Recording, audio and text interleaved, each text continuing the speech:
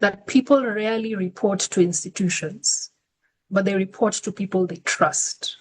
So within my own experience, complaints have been brought to me by family members, a friend, a colleague who is connected to a victim of a breach of trust. And majority of these complaints I've received are raised by journalists, and not the kind of journalists who do investigative work or investigative journalism, but the journalists who are trained to work on the field every day, creating reports for the daily news or recording scores for their sports desks.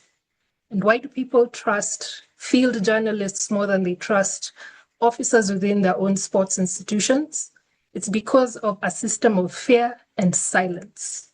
Sports officials are perceived as being too valuable to be reported, or rather, they are more valuable than the sports person or the official who's working within the ecosystem.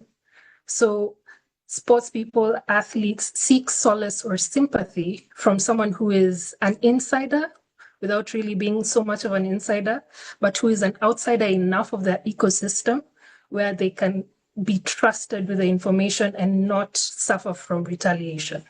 That speaking up shouldn't feel like a personal risk, which is why I mentioned a lot of times athletes will more likely express themselves with a journalist who is around them day to day because they know them. And in many occasions, even those journalists see for themselves or witness the kind of atrocities that are going on day to day with these sports people.